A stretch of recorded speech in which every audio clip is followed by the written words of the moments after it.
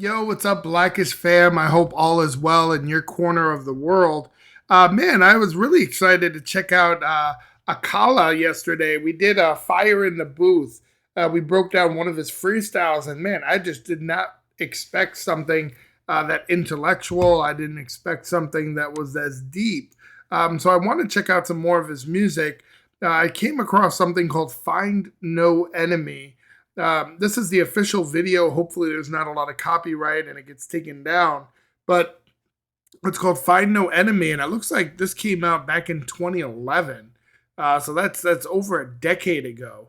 Really excited to hear some of his earlier work, see if the hunger is still there. But let's check it out together. Again, this is Akala. This is going to be Find No Enemy.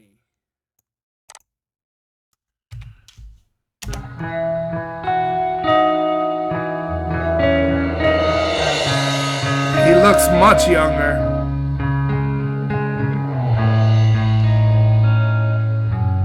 Looking like a young Drake or something.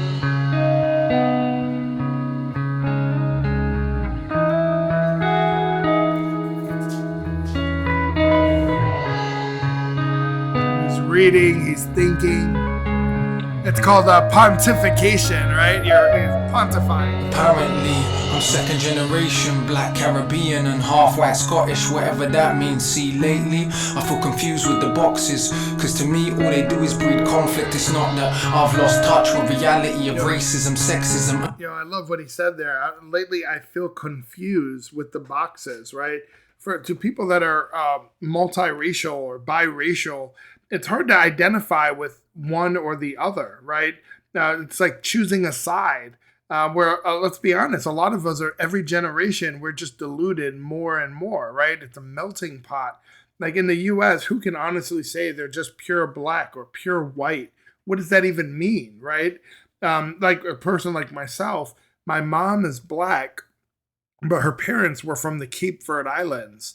And she could trace our ancestry back to Senegal and the Ivory Coast of Africa. But my dad was all Mexican, but even he didn't look like he was all Mexican. He kind of looked Polish. So it's kind of like I was mixed with black and white, it's black and Spanish, right? But how do I identify myself? I normally just choose other because I don't got the time to be. Am I black, non-Spanish? Am I a Pacific Islander? What does that mean? How do we define it? Man, those boxes cause more harm sometimes than. I know you want to put people in a box, literally, but you want to get their demographics so you can take information out. But man, it's stressful for a lot of people that are multiracial. Boxes, cause to me all they do is breed conflict. It's not that I've lost touch with reality of racism, sexism and nationality. Just to me all seems like insanity. Why must I rob you of your humanity to feel good about mine? Yeah, that kind of reminds me, even though this was years before Black Lives Matter, why would you rob me of my humanity just to feel good about yours, right? Why is it that we can't say Black Lives Matter? We're just trying to shine a light that Black Lives Matters too.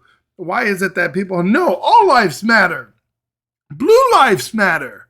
It's like, be cool, man. Everybody's life matters. We're just trying to say, we really need to highlight that Black Lives Matter as well. And we really need to focus on something that's an ongoing problem. Do blue lives matter? Of course they do, right? There's also a problem with the way that we treat the police. But one would argue that it's also because of some of what they do to themselves. Not like, one could say that we could argue that, police do it to themselves. But, we do it to ourselves too. Look at black on black violence, right? Look at crime in our inner city neighborhoods.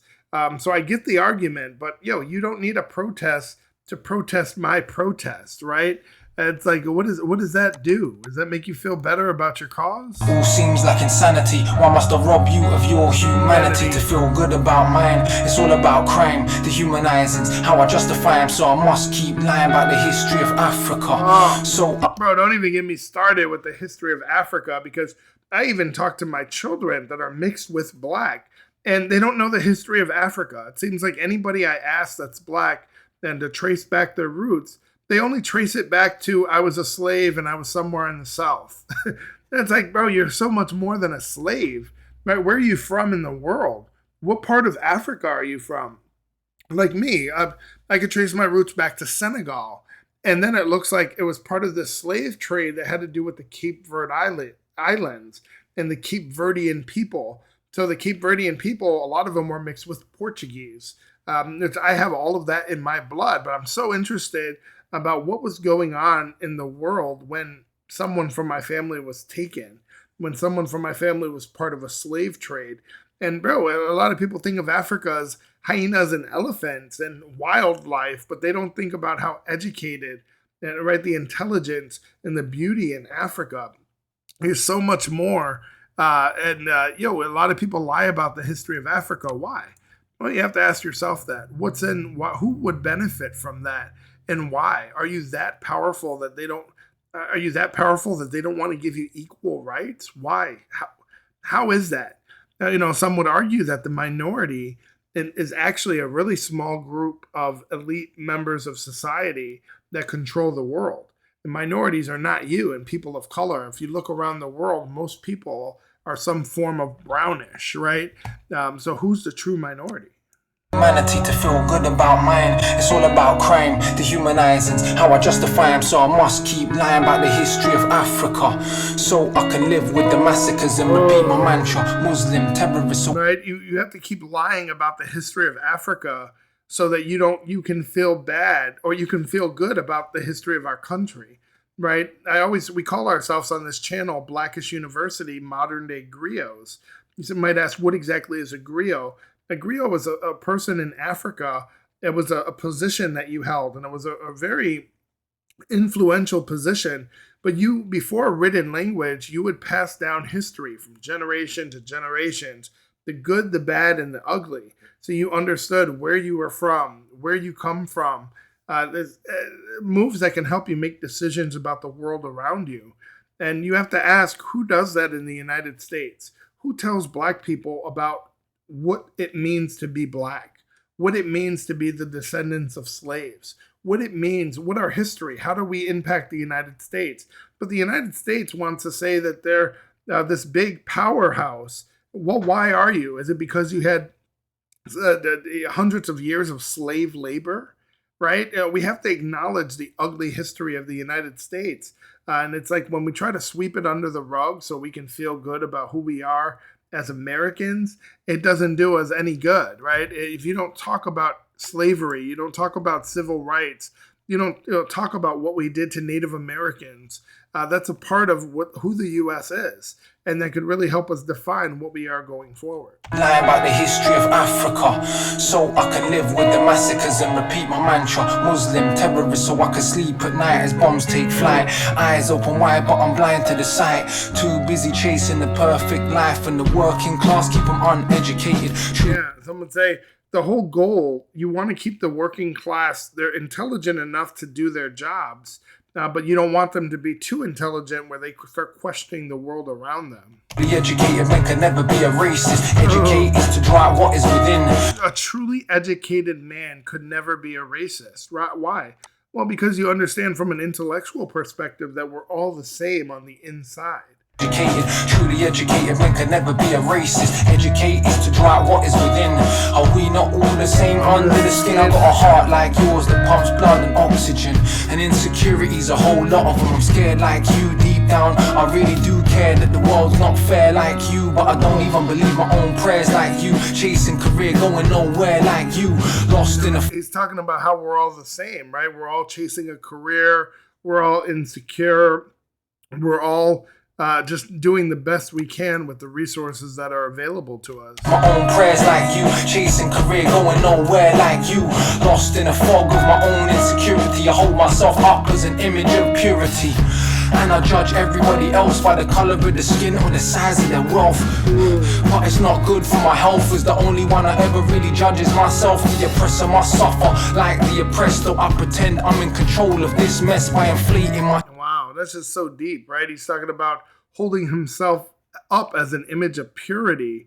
And he says he judges everybody else by the color of their skin and the size of their wealth, right? Sounds a lot like the U.S. Oppressor, I suffer like the oppressed, though I pretend I'm in control of this mess by inflating my ego, puffing my chest. See our weakness and I need to show strength for what we think strong is. Cause if we're honest, true strength is the strength to be honest. And if I'm right, it's just like they say about an intellectual. The smartest person is the one that can admit that they don't know anything at all, right? They're just scratching the surface of knowledge. For somebody who thinks they know everything, to a very knowledgeable person, they're like, oh, bro, you're so small, right? You're so small in the grand scheme of things. To think you know everything just shows how little you truly are. If we're honest, true strength is the strength to be honest. And if I'm honest, I am just tired. If I'm honest, I am just tired. Tired of every day filling up my car and knowing that I'm paying for the bombs in Iraq. Tired of damn, where do you spend your money, right? If you're buying fuel and you have very few choices when it comes to fuel, where is that money going to? What corporations are benefiting from that transaction, and how do they invest their money? And it don't hurt my heart of wanting change, not knowing where to start. Tired of listening to all the conditioning and all the forms that they got me filling. And next time you see what you think is a father and despise him, please know I was just like him. Cause I was like 8, first time I saw crack, same time I first smoked weed, choking on blowbacks. Yeah, I tell people the same thing. Do you want to see what a thug looks like? An inner city thug? Well, you're looking at him. It might not be what your stereotypical version, but yeah, now I'm a grown-ass man, right? I'm 39 years old, but I was born on the inner city streets of Chicago. I've seen people get killed, shot, stabbed. I've seen people bleeding out, dead bodies, people jumped, the people going home on just wet socks because they had their shoes taken, they had their jacket taken, their head swollen from getting stomped. If you want to see what a thug looks like, right? I was once that person in the inner city streets. Yeah, I made my way out and I made a few great choices that led me to a much better life. But when you see a thug and you start questioning him, it's hard to get mad at someone that doesn't know what they're doing, right? Like when you talk about crime, you have to prove intent, right? If you stole something, it's not necessarily the fact that you stole something, it's knowing that you were stealing something, right?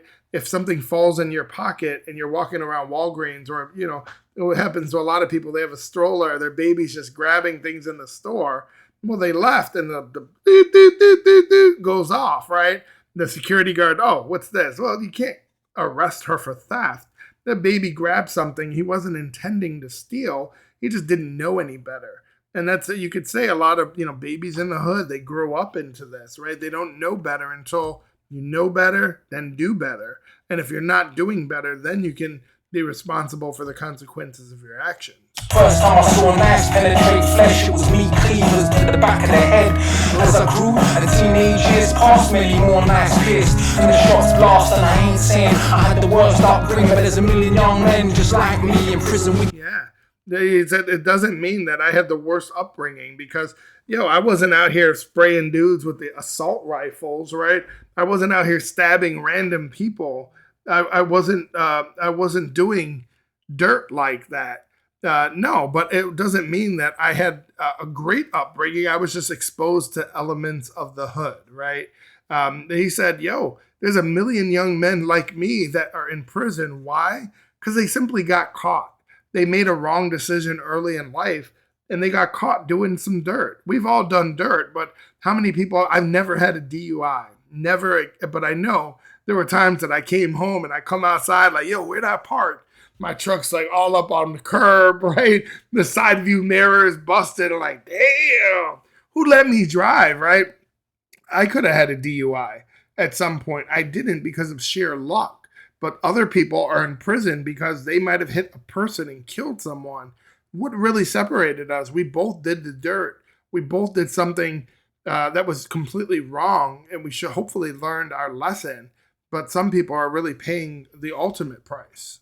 Complain about racism, elevate clowns with their trousers down, swinging their dick round. Maybe that is not quite literal, but everything they do is just I like what he said. He said we complain about racism, but we elevate clowns, right? We put these rappers on a pedestal. We support their music. It's just like what he was saying about fuel, right? When you buy fuel, you have to think about what corporation it benefits. in how they decide to use and invest their money. Well, the same goes with hip hop, right?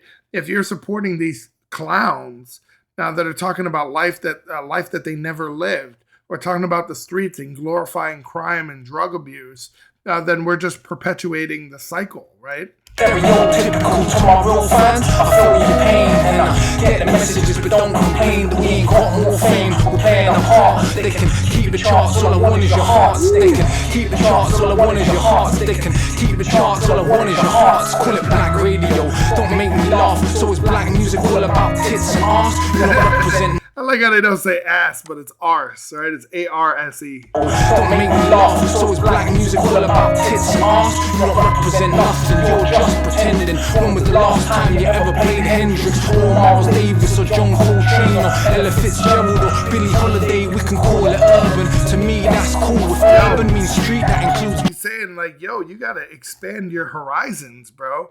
Right, he said, when was the last time you ever played Hendrix? It kind of reminds me of Kanye when he had that song with Rihanna. He said, have you ever had shoes without shoestrings? Baby, these heels, right? Is that a man? What? Baby, these wheels. Tripping it when you went sipping, have a refill. Feeling like you run it, huh? Now you know how we feel. Hey, hey. Who's gonna run this town tonight? We are. Yeah, I said it. We are, right? Then he said, yo, when was the last time you ever played Hendrix? Do you know anything about music that's outside of rap? Anything outside of hip hop? Have you ever heard Jimi Hendrix? His real name was James Marshall, but he goes by Jimmy. He was an American musician, right? He's a singer. He's a songwriter. His mainstream career was only really 4 years, but he's still regarded as one of the most influential electric guitarists in the history of popular music. And he's one of the most celebrated musicians of the 20th century. What about Miles Davis, right? John Coltrane. Miles Davis was a trumpeter, right? He played the trumpet, but he was also a composer. He's very influential when it comes to the history of jazz. That's Miles Davis. Miles Dewey Davis III, actually, is his name. John Coltrane, right? That's John William Coltrane. He played the saxophone. Do-do-do-do-do-do-do, right? And he was also a composer. He worked in bebop, but he helped pioneer what they call free jazz. What about Ella Fitzgerald, Billie Holiday, right? Ella Jane Fitzgerald, she was an American jazz singer. A lot of people call her the first lady of song or the queen of jazz. She has this incredible tone. And then she does scat. A lot of songs with Louis Armstrong, right? Ba-ba-doo, ba-boo, ba-ba-doo, ba-doo, ba-doo. That's called scat, right? That's something they were famous for. Billie Holiday, again, jazz, swing music. They used to call her Lady Day, right? These are people that were inspired by jazz, but there's so many other forms of music that's just bigger than hip hop. And what does Kanye say? He said, always thought when I rap, I say something significant, but now I'm talking about money, hoes, and rims again. And it's still about the Benjamins, and whatever other trend it is, right?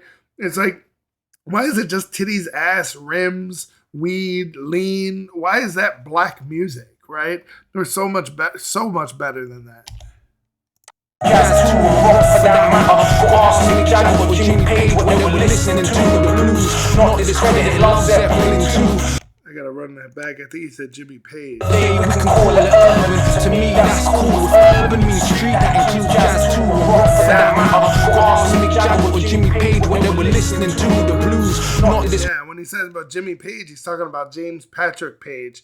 He's a musician, sound writer, record producer, but a lot of people know him as the lead guitarist and founder of Led Zeppelin, right? He also said Mick Jagger.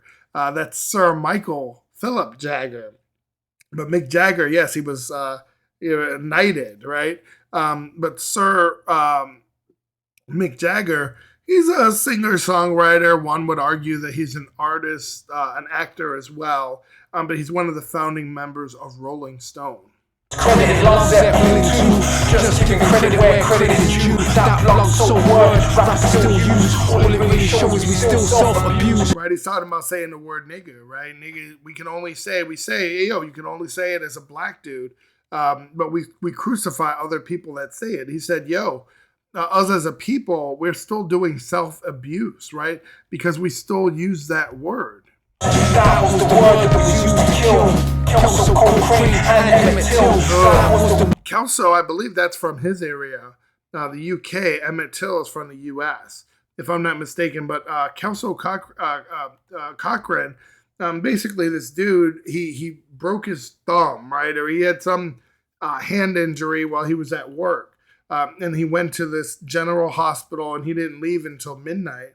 Well, when he was walking home in 1959, basically a gang of white dudes grabbed him and they just beat his ass and they stabbed him with something called a stiletto knife. 3 other men got to the scene. They took him back to the hospital, but he died an hour later. Emmett Till, I think most people in the U.S. know Emmett Till. This was a young cat. He's from Chicago, where I'm from. He was only 13 or 14 years old. Basically, he was beaten and lynched in 1955, if I'm not mistaken. He was outside of a grocery store, and supposedly he whistled at a white woman, like,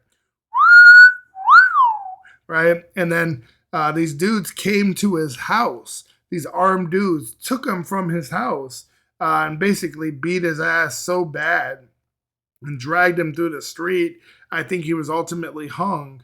And his body was so beaten up and swollen, they found him in a river. His mom actually was like, no, I want an open casket so people will see what happened to my baby. And that face was just a picture that was so important to the civil rights movement. But it turns out that lady on her deathbed, actually, the white lady that was supposedly whistled at, she actually said that she made it up, which I'm sure most people thought back in the day, but very hard to prove. It's basically his word against this white woman who was just looked at different in society. And he paid the ultimate price. Word the conscience ease and made people please to harm you. That was the word let the words crash. No matter what you say, you can't take it back. And I can say that black so I feel the pain easier. But 1915, look at Armenia. No, you got to know your history when you're dealing with an intellectual artist. And I love artists like this. So glad that we came across Akala. I've never heard of him before yesterday. And we did Fire in the Booth, and this is the second track I've heard. But anybody that can get the conversation going, look, he already touched on using the word nigga, not just in rap, but using it in general. He's already touched on what we call black music. Why is it considered black music? Because it's urban? What about jazz? What about how influential we were in other genres, right? And now he's talking about, listen to what he said. He said 1915, look at Armenia, right? You got to know your history. This is what's called the Armenian genocide. This is sometimes referred to as the first genocide of the 20th century. Basically, there were these Armenian Christian people from 1915 to 1916. A lot of people say that there were approximately 1.5 million Armenians living at that time, and anywhere from 650,000 to as many as 1.2 million people died during the genocide. I'm talking about massacres, killing, starvation. It was just brutal, right? So you have to know your history. When people talk about all people are created equal, black people are oppressed, right? We have a history of being taken advantage of. But all around the world, there's always been someone that thinks they're better than. And when that happens, they treat the people like shit. Like, how would we feel if we actually did encounter aliens? And one would argue that if there are aliens, the chances are their civilization is much more, they've been around a lot longer. So they would be much more technically savvy. So we would be the type of, we would be enslaved, right? If we treated people as we treat them, if they treated us that way, we would be the slaves. Like, how would that make us feel? It's a human stupidity to choke ourselves to death, quite literally, and I'm told, with my comfortable mouth from my comfortable clothes and my comfortable house. The tables will turn, we can but stall them. Every empire on this earth has fallen. So unless all the great empires of yesteryear have all fallen. All of them. Right? And you think that humans are successful. Look how long dinosaurs ruled the earth, right? But every empire has fallen. All the great empires, all the old kings, right? All these big civilizations that were tech savvy, they all fell, right?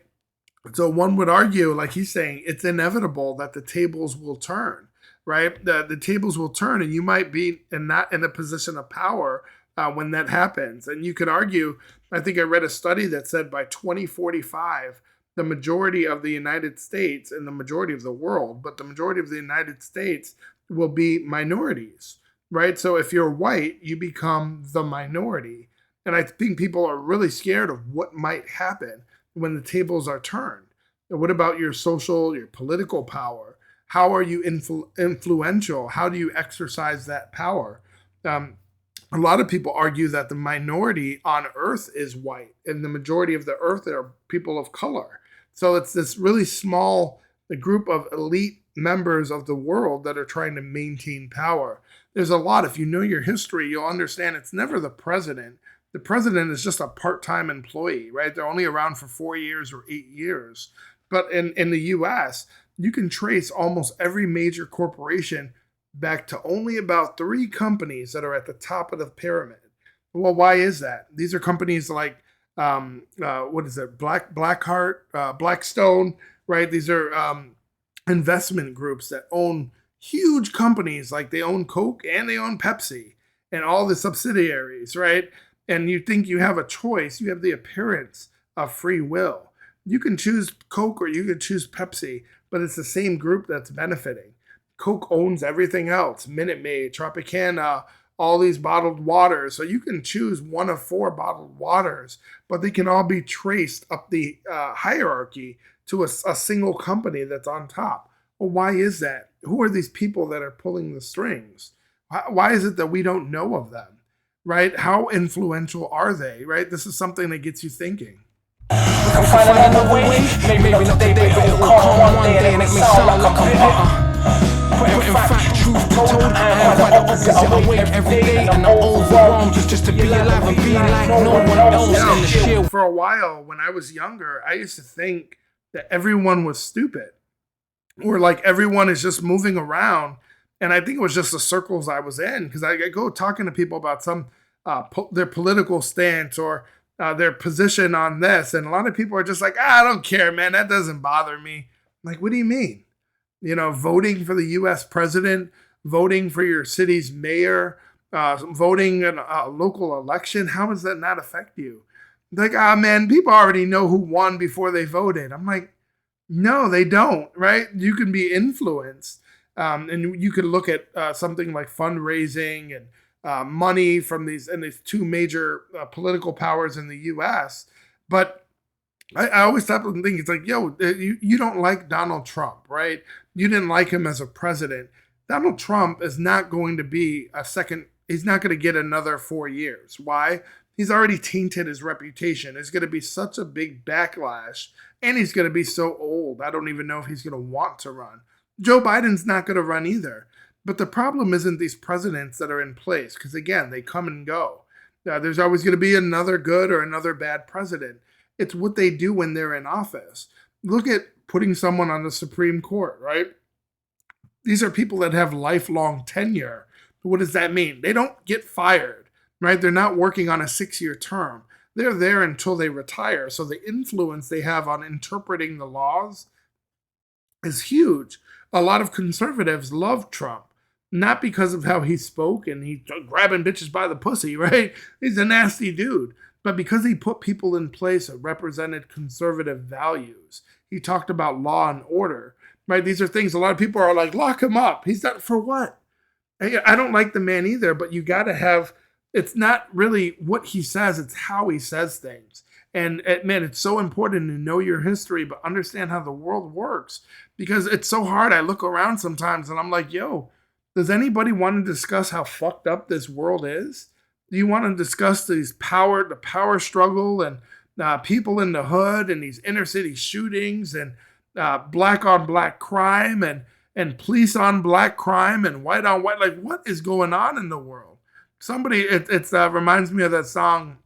Um, yeah, yeah, yeah. I said, hey, what's going on? Right? She says, I take a puff and I take that. Right? She's talking about what's going on. I scream from the top of my lungs. Like, is anybody else witnessing this shit? Why isn't anybody having intelligent conversation? Why are you so focused on buying red bottoms and Gucci belts and Michael Jordan shoes?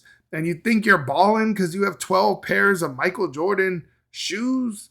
Like, who defined that as cool for you? Why don't you get 12 investment properties, right? Why don't we discuss buying, having our money work for us? Why don't we get our kids stocks and discuss assets and liabilities and calculated risk and micro and macro economics? Why is it that we're so focused on the hood on Gucci belts and name brands that you probably didn't know nothing about before a rapper told you? Yo. Wait, space is enough to keep my little ego in place. All the chase trying to replace all along the right our face. The only way we can ever change anything is to look in the mirror and to find no enemy. The only way we can ever change anything, look in the mirror and to find no enemy. Oh, I like it.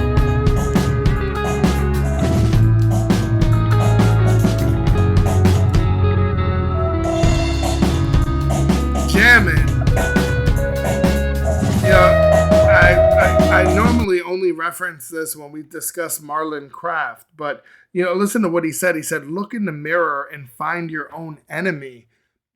I love referencing this poem called "The Man in the Mirror" because it's about being comfortable with who you are and living your life on the right track. I'll read it to you guys. The Man in the Mirror.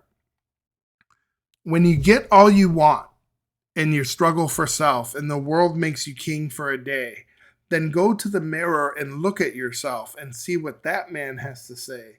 For it isn't your mother or father or wife whose judgment upon you must pass, but the man whose verdict counts most in your life is the one staring back from the glass. He's the fellow to please, never mind all the rest, for he's with you right to the end. And you've passed the most difficult test if the man in the glass is your friend. You might be like Jack Horner and chisel a plum and think you're a wonderful guy, but the man in the glass says you're only a bum if you can't look him straight in the eye. You can fool the whole world down the highway of years and take pats on the back as you pass, but your final reward will be heartache and tears if you've cheated the man in the glass.